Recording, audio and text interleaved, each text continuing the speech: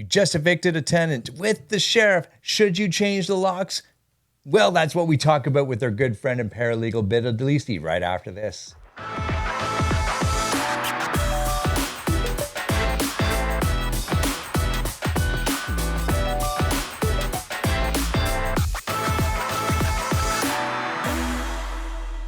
Yes, my friends, we are back with Bita, our favorite paralegal in the Toronto area. And there's always a good story when Bita comes on screen with us. What do you got for us today, Bita? There is. Well, we had a landlord who was owed something crazy. It was like $51,000. And we were successful in taking the tenant to the board, obtaining an order for eviction, and even evicting the tenant. So I had given specific instructions. Once the sheriff is there, the locks must be changed. So the landlord said, yeah, no problem, no problem. The landlord went over to the property, met the sheriff, evicted the tenants, but guess what? He did not change the locks. He did not change the locks. The tenants were walked out by the sheriff. And I kept telling him, make sure, go to Home Depot. A lock set is what, like $100 at the most? Yeah. Change those locks. All access door locks must be changed. Yeah. No problem, no problem. This was on Friday. Guess who did not listen? And guess who moved back into the property on Monday? Back in. Are you serious? Yeah. Yeah. It's so important for landlords to take instructions when they hire a legal rep. Yeah. And rightfully so, because now we have to go through a whole set of avenues to get these now quote unquote unauthorized occupants out of the property. Yeah. There's a whole bunch of things there, not a few things there. So from that perspective, now, obviously they're trespassing. Where do you go from here? I know people, go ahead. Yeah. Yeah, so yes, obviously they are trespassing. The police were called, and the landlord had thought, if we call the police and we let them know that they were evicted, the police will just walk them out. Well, the problem with calling the police on a Saturday is that the board is closed over the weekend. So if anyone needs to reach the board or a legal representative, obviously our office and the board is closed.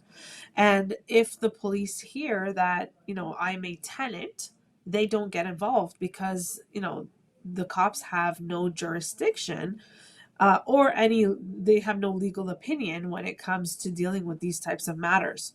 So now the landlord has to move through the board again on an unauthorized occupant application in order to obtain another order to evict these quote unquote unauthorized occupants who were former tenants.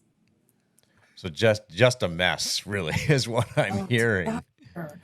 All for $100 lock set at Home Depot or wherever, right? Yeah. I mean, guys, you're hiring legal counsel to help you. Listen to us. That's what we're here for. I mean, otherwise you can do this yourself. You don't need us. Yeah. Right? But you're right. A simple lock change, $100 or calling a locksmith a couple $100 would have saved you a ton of headache. Yeah.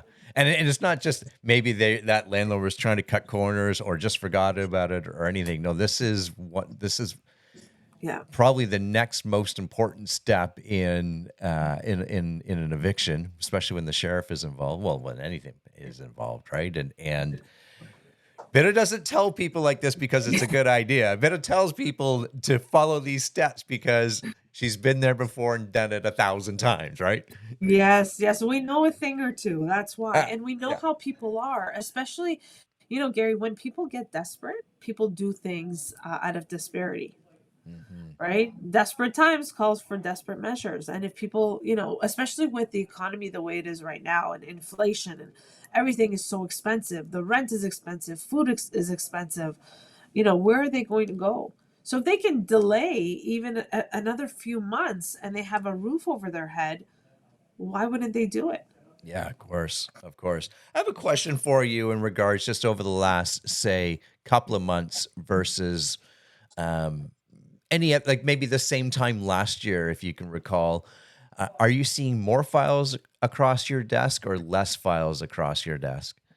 We are always busy. The landlord Always and busy. tenant realm, it's not cyclical like real estate is, Yeah. right? We're always busy because landlords are either always selling or buying, or people are, they don't have the money to pay the rent. And I'll tell you, we have a right now because of the interest rates creeping up. Many landlords, they just can't do it anymore. Mm-hmm. Can't Mm-hmm. do it anymore. We've seen interest rates as high as 7%. Yeah. That's crazy, right? A- Yeah. And if you were on a variable and your payments have shot up, and if you're a small landlord, then you're deeply impacted. That's right. And are you seeing more N12s drafted up and presented to tenants these days? I am. I'm Yeah. seeing more N12s because of, they're trying to use the N12 as a loophole to get the tenants out so that they can occupy for a year or have their relative occupy for a year, and then they can, you know, up the rents. Mm-hmm. Yeah. And again, landlords are also doing this out of disparity. That's Interest rates right. are so high, they cannot afford it. Yeah. Yeah. And And, that's just a mortgage, right? There's property taxes, there's other expenses. yeah, the utilities and to who's depending on how those utilities are being paid and everything else. I know Yeah, we're seeing that, and I've talked about it in some of my other videos. The ripple effect is obviously just as you explained. We're now having landlords, owners, investors choose to sell because the expenses are now so high they can't afford going into the hole every month. So they list their investment property, which is having that ripple effect on the tenant. Now the right. tenant most likely is being served an N12, so they have to move because the new owner is going to use the home as personal use, and you're fighting in a sense now. That tenant's now fighting for another unit, or in some cases, which is kind of unique, is that tenant is now, I don't want to say being forced or being pushed, perhaps into becoming a home buyer. So there's that weird ripple effect that's happening with that, right? Yeah, yeah. And if that tenant becomes a home buyer, that's great, right? They got Hmm. into the market. But it's not likely that they do become home buyers just because everything is so expensive. How do you save nowadays? Yeah, yeah, Right? yeah, yeah. It's probably one out of, I don't know. I'm gonna guess one out of every 500, maybe one out of every 1,000 tenant Possibly. becomes that home buyer, right? And it's only relevant to me right now at this moment because I do have a tenant or a client, a buyer client that is in that situation, which is really really unique. That's like needle in the haystack, It but sure is. it's that ripple effect, right? We always talk about the instant ramifications bit of what's going on in the market, and when one decision is made at the landlord tenant board or from the Bank of Canada, how that affects our businesses. You know, talk to us a little bit about that.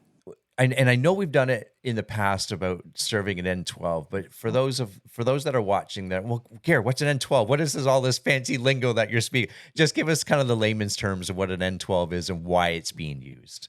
So it's basically the N is actually for notice number 12. Okay, and notice number 12, N12, is as a 60-day notice to end the tenancy if the landlord requires the property for their own use, the use of their child, parent, family member, or if the property has sold and the new purchaser requires possession for themselves, their child, their parent, their caregiver, so forth and so on.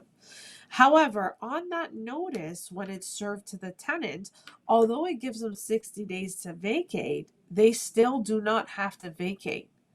And in that notice, specifically on the second page, it tells the tenant, if you don't agree with this notice, you don't have to move out, right? So it's telling a tenant for whatever reason, you can't afford to move, you don't have the money, you're sick, you want to wait for your child to end the school year for whatever reason.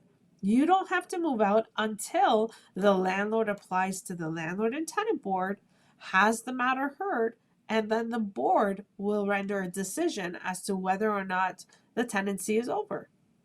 Right? So the only authority who actually has the right to end the tenancy is the landlord and tenant board.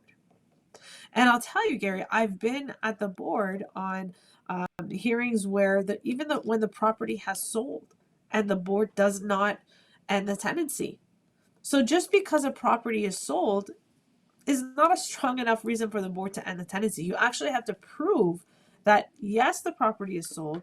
Here's a copy of the agreement of purchase and sale. The buyer is here as a witness to testify. Yes, I am the buyer. I'm going to be moving in for at least a year in good faith, so forth and so on. Mm-hmm. Right? And then the ultimate decision is up to the board.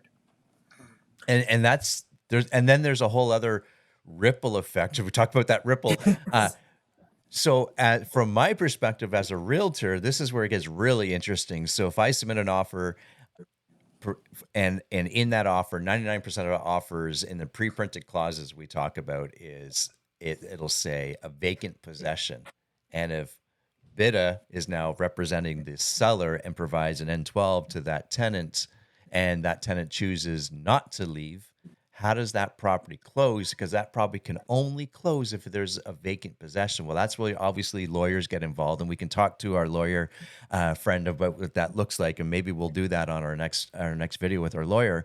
And now the lawyers have to decide what's going to be fair, and if we can close this property, and if we do choose to close the property with that tenant, and I'm sure you've been a part of this many times, but what that compensation is going to be to both sides and so forth. So it can throw a few curveballs into a situation, right?